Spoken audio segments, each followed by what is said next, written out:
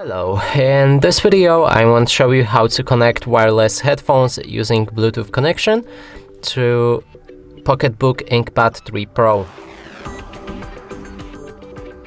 And to do this, first thing is to scroll down from top of the screen to enter Bluetooth.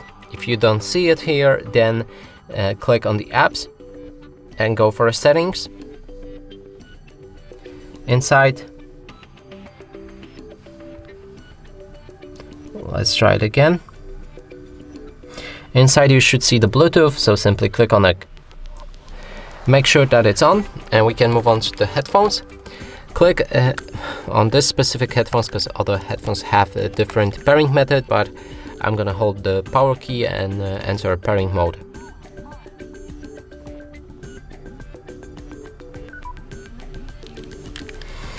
Now search for BT device and wait till your headphones are visible in this list.